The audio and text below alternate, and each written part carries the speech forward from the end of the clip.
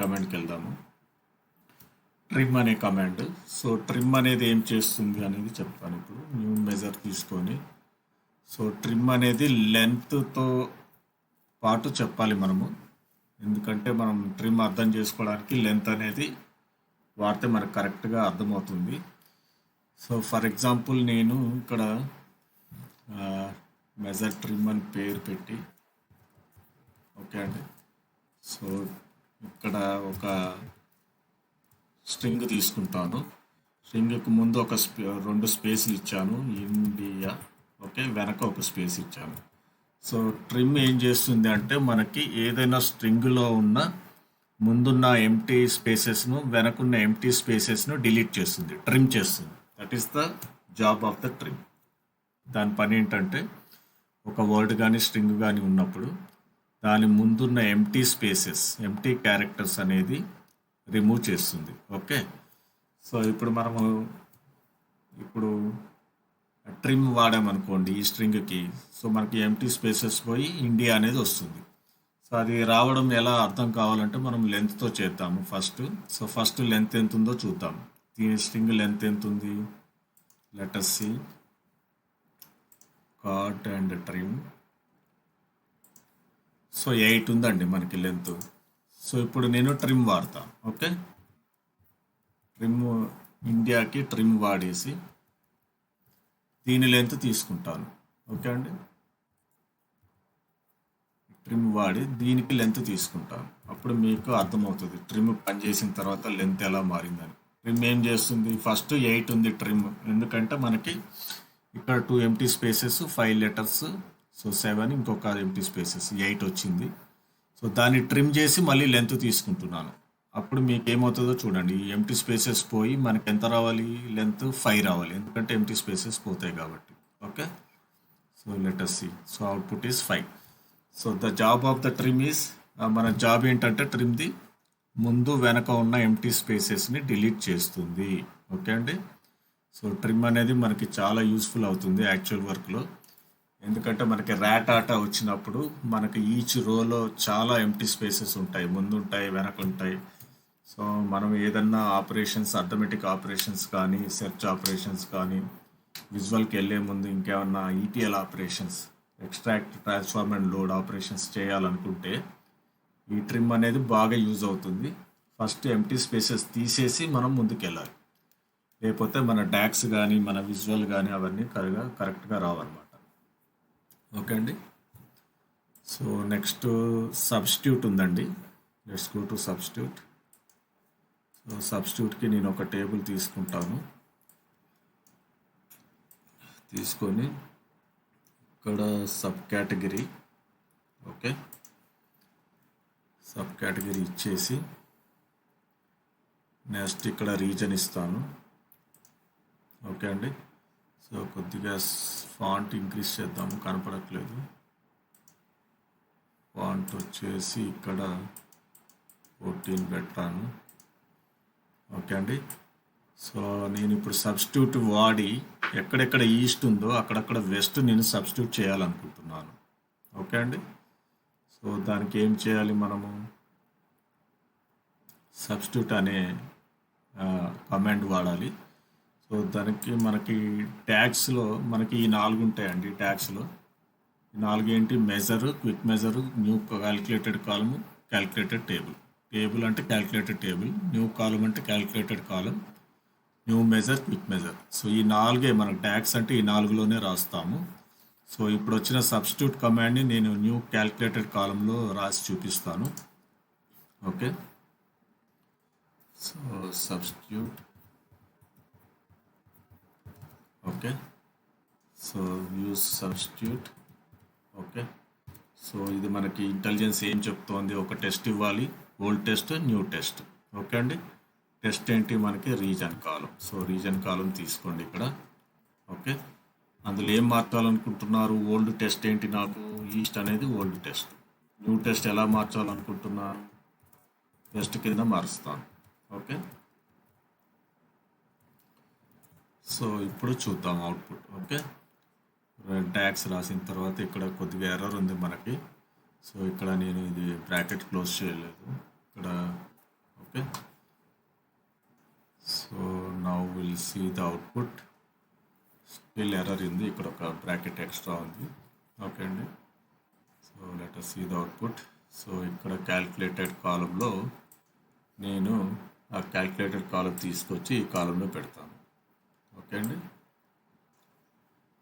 So చూసారు కదా, ఎక్కడెక్కడ ఈస్ట్ ఉందో అక్కడక్కడ వెస్ట్ వచ్చేసింది. That means east is replaced substituted by west. Okay, east is substituted by west. Wear ever east is that is eliminated by west. Okay అండి. So that is substitute అండి. Okay, next we'll go to the substitute. అంటే ఏం లేదు, మనం ఏదైతే వర్డ్ని మనము replace చేయాలనుకుంటున్నామో first ఆ word ఇచ్చేసి ఓల్డ్ టెస్ట్ అంటారు దీన్ని. న్యూ టెస్ట్ ఏమో ఇక్కడ మనము థర్డ్ ఆర్గ్యుమెంట్ ఇవ్వాలి. సో ఫస్ట్ ఆర్గ్యుమెంట్ అంటే ఏ కాలంలో మీరు రిప్లేస్ చేయాలనుకుంటున్నారు. రీజన్ కాలంలో రిప్లేస్ చేయాలనుకుంటున్నాను. ఈస్ట్ అనే దాన్ని వెస్ట్ కింద సబ్స్టిట్యూట్ చేయాలనుకుంటున్నాను. సో ఎక్కడెక్కడ ఈస్ట్ ఉందో అక్కడక్కడ వెస్ట్ వస్తుంది అనమాట. ఓకే అండి. Next we'll go to the excuse me, next we'll go to the replace command. Okay, so again we'll take a table here, and this time I will take some order id. Okay, so order id lo neenu ఇప్పుడు replace చేయాలి. Okay, so replace command use చేసి I will use a calculator కాలం వాడతాను. Replace. So replace అండి.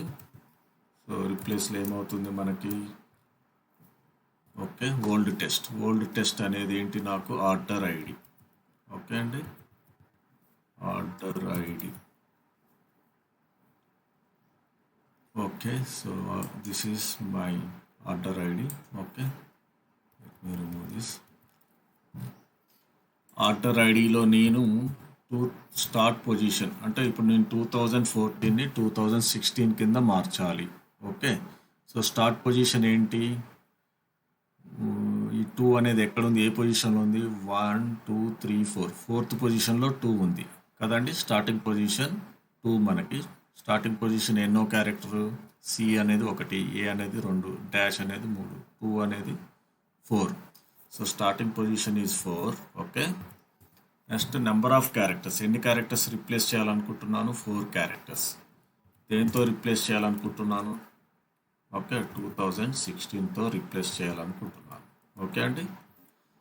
So ఈ విధంగా మనము ఏదైనా స్ట్రింగ్ తీసుకొని దాని మధ్యలో ఉన్న క్యారెక్టర్స్ని మనం రిప్లేస్ చేసుకోవచ్చు. That is purpose of replace. Replace యొక్క జాబ్ ఏంటంటే ఏదైనా ఒక పెద్ద స్ట్రింగ్ ఏదైనా తీసుకొని దాని మధ్యలో ఉన్న క్యారెక్టర్స్ మీకు మార్చాలి అనుకుంటే ఈ విధంగా మార్చాలి. ఫస్ట్ స్టార్టింగ్ పొజిషన్ ఇవ్వాలి, తర్వాత ఎన్ని క్యారెక్టర్స్ చూసుకోవాలి, తర్వాత ఏ టెస్ట్తో మీరు రిప్లేస్ చేస్తున్నారో చూసుకోవాలి.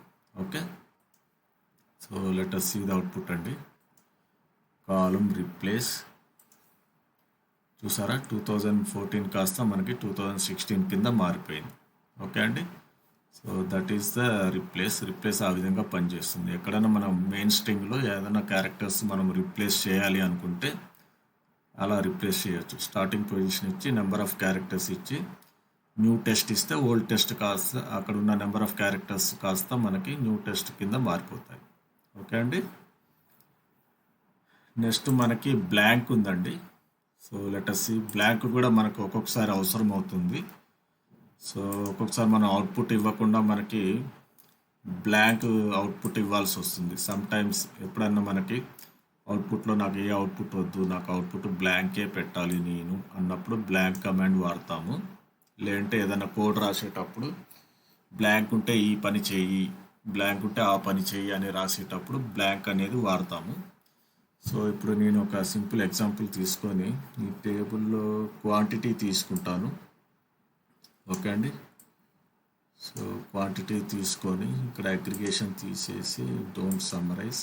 సో క్వాంటిటీ తీసుకొని లెస్ దాన్ 10 వాటికి బ్లాంక్ అవుట్పుట్ రావాలి, గ్రేటర్ దాన్ 10 వాటికి అదే నెంబర్ రావాలి. ఓకే అండి. 10 ఆర్ గ్రేటర్ దాన్ 10 ఉంటే అదే నెంబర్ డిస్ప్లే కావాలి. 10 కంటే తక్కువ ఉంటే బ్లాంక్ డిస్ప్లే కావాలి. ఓకే, సో దానికి నేను ఒక క్యాల్కులేటెడ్ కాలం రాస్తాను. ఓకే అండి, blank.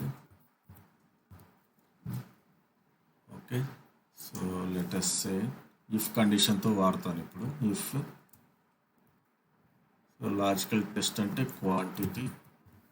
Okay, if quantity is less than 10 then blank. So if మనకి ఇంకా సిలబస్లో రాలేదు, బట్ ఈ బ్లాంక్ ఎక్స్ప్లెయిన్ చేయడానికి నేను ఇఫ్ వాడుతున్నాను. నెక్స్ట్ క్లాస్లో ఇఫ్ ఆర్ ఇవన్నీ వస్తాయి, అండ్ ఆర్ ఇఫ్ ఇవన్నీ మనం నేర్చుకుందాం నెక్స్ట్ క్లాస్లో. సో ఇఫ్ కూడా మీకు ఇప్పుడు చెప్తాను కొద్దిగా అది ఎలా పనిచేస్తుంది అనేది. సో లెస్ దాన్ 10 అయితే బ్లాంక్ ఇస్తాను, లేకపోతే అదే నెంబర్ అంటే క్వాంటిటీనే ఇస్తాను. ఓకే అండి. సో ఇఫ్ అనేది ఎలా పనిచేస్తుంది అంటే, ఈ కండిషన్ ట్రూ అయితే ఇది అవుట్పుట్ కింద వస్తుంది, ఈ కండిషన్ ఫాల్స్ అవుతే ఇది అవుట్పుట్ కింద వస్తుంది. ఓకే అండి. సో ఈ కండిషన్ ట్రూ అంటే ఏంటి, మనకి లెస్ దాన్ 10 ఉందనుకోండి బ్లాంక్ రావాలి అవుట్పుట్లో. కండిషన్ ఫాల్స్ అంటే 10 కానీ గ్రేటర్ దాన్ 10 కానీ ఉంటే మనకు అదే క్వాంటిటీ అవుట్పుట్ కింద రావాలి. ఓకే అండి, దట్ ఈస్ ఇఫ్ అనమాట. So let us see the output here. Column blank. So ఇక్కడ అగ్రిగేషన్స్ పనిచేస్తున్నాయి, మనం అగ్రిగేషన్ తీసేద్దాము. సో చూసారు కదా, లెస్ దాన్ 10కి మనకి బ్లాంక్ వచ్చింది, 10 నుంచి పై వాటికి అన్నిటికి 14 వరకు అదే నెంబర్ ఇచ్చాము. ఓకే అండి. సో ఈ విధంగా పనిచేస్తుందండి మనకి. సో ఈ క్లాస్లో టెస్ట్ ఫంక్షన్స్ అయిపోయినవి. నెక్స్ట్ క్లాస్లో మనం లాజికల్ ఫంక్షన్స్ చూద్దాము. సో మీకు ఈ వీడియో నచ్చినట్టయితే నా ఛానల్ని సబ్స్క్రైబ్ చేసుకోండి. మీకు పవర్ బిఐ డాక్స్ మీద, power query, DAX, relationships, data modelling అన్నీ ఏదంటే అది మీకు పవర్ బిఐలో అన్ని వీడియోస్ నేను పెడుతుంటాను time to time. Okay, so ఈ వీడియో నచ్చినట్టయితే సబ్స్క్రైబ్ చేసుకోండి. మీకు మరిన్ని వీడియోస్ ఇదే విధంగా నేను చేసి మీకు పెడతాను, ప్లేలిస్టులు పెడతాను, మీకు చాలా యూస్ఫుల్గా ఉంటుంది. ఓకే అండి, థ్యాంక్స్ ఫర్ వాచింగ్ అండి. Bye bye.